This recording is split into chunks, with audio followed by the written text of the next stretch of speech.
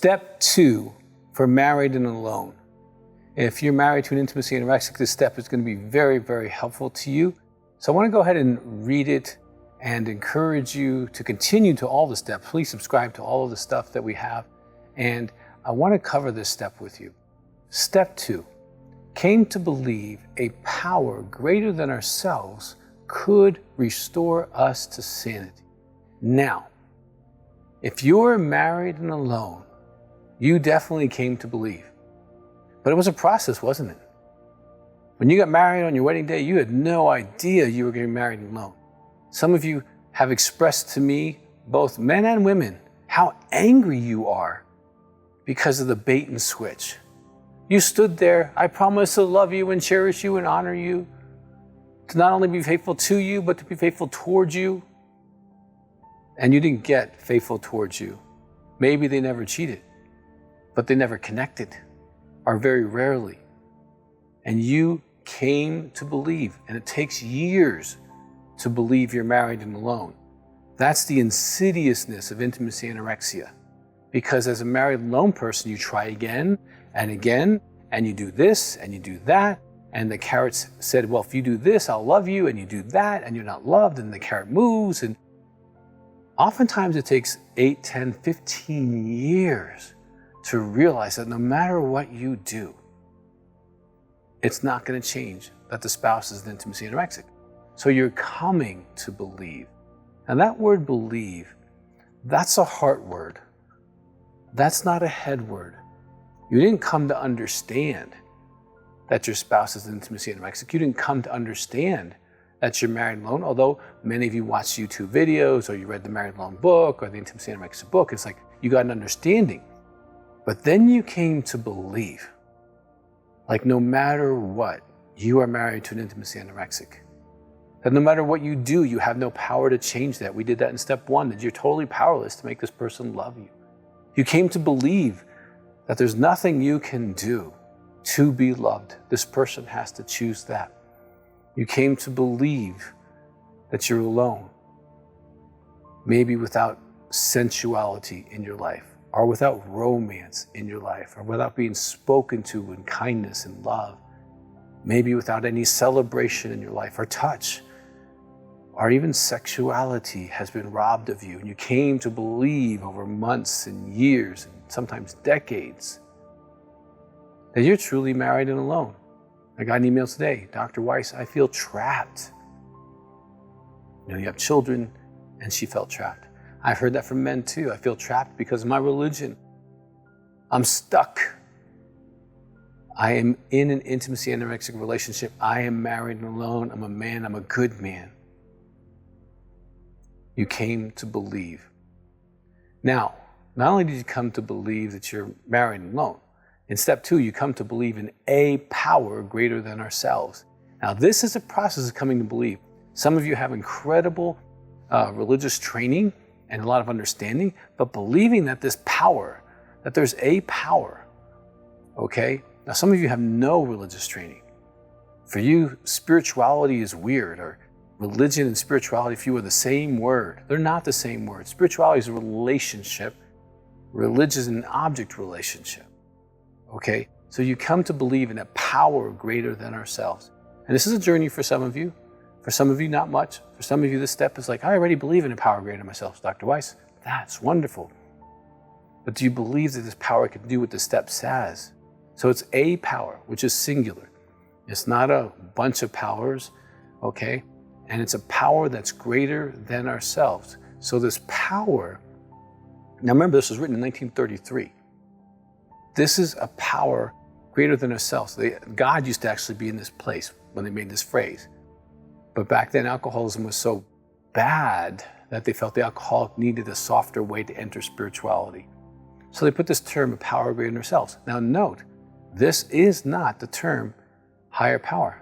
The word higher power does not exist in the 12 steps. Very important to understand that. Okay, this is a power, a singular power, greater than ourselves. Now note that this word, ourselves, is not ourself. It's not just greater than me. It's greater than the whole recovery community. Now, if you're married and alone, I hope that you're in a married and alone community. I hope that you're in a phone group. I hope that you're in our Facebook group. I hope that you're doing something for yourself that says community, okay? That says, I'm not trying to do this by myself. And watching YouTube's video is you doing it by yourself unless you're sharing that with someone else, okay? So many people that are married and alone do the next worst thing, which is keep staying alone. You want to get in a community, so connect with our Facebook, connect with our phone groups, call our office. Please do something that says, I want help, okay? Now in this step, it's a power greater than ourselves. This singular power is greater than all of that recovering community.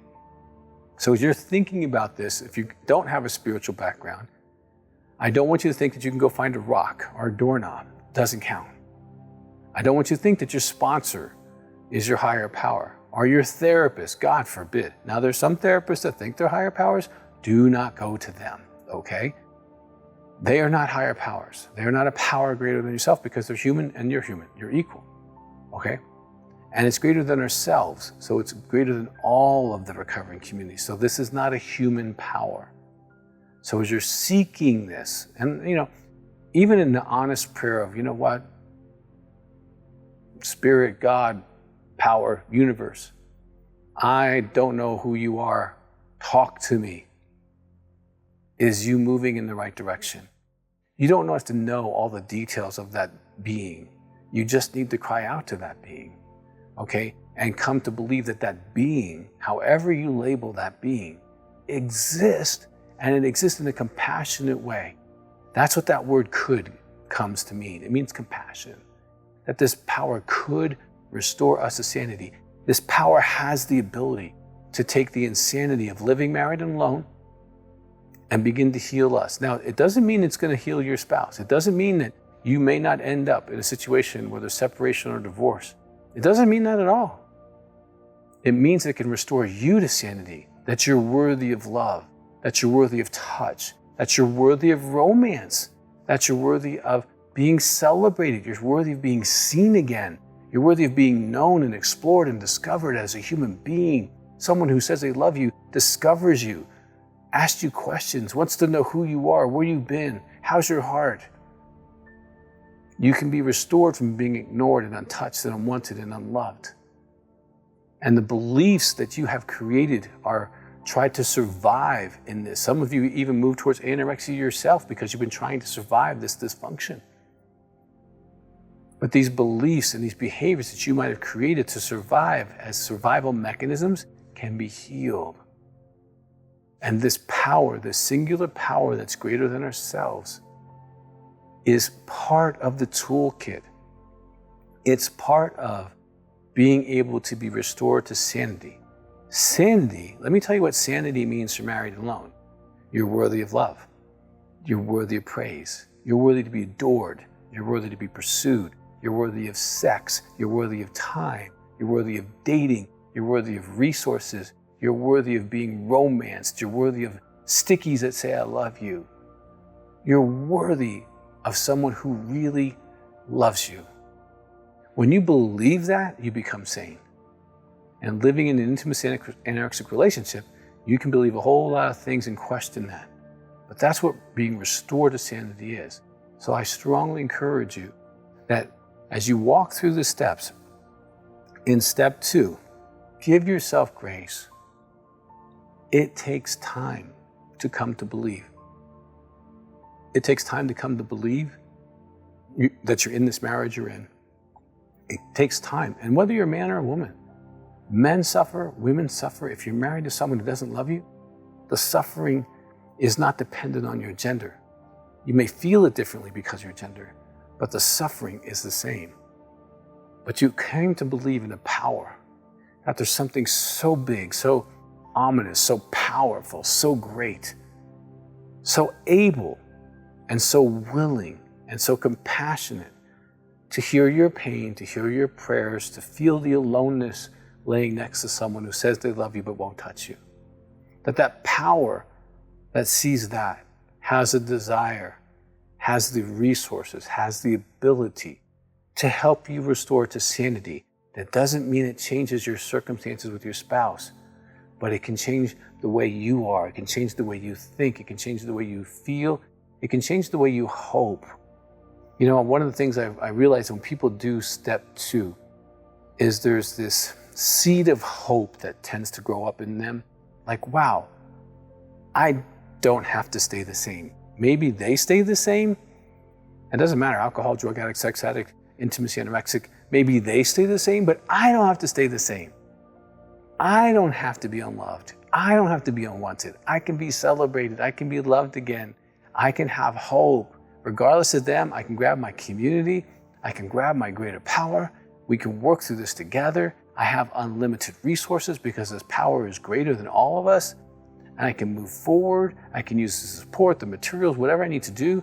And I can change. I can move forward. I can be sane again, believing I'm loved, that I'm able to be enjoyed, that I have value, that I'm significant to somebody, and that when someone looks me in the eye and they say, I love you, they really mean it by their behaviors. I can live in a world like that. So I can be restored to sanity. And this power that's greater than me is part of the process. Now, if you have never subscribed to our channel, please do. We got a lot more steps to go, and we have hundreds, literally hundreds of YouTube videos that can help you change your life in so many different ways, and you'll be notified. And then there's this comment section right underneath your screen. Please ask a question. Type in there your question or concern, and if we can help you, we'll respond as immediately as we can so that you can get an answer from myself to help you with what you got going on. So please subscribe, make a comment, and we really do love you, and please watch the rest of the steps.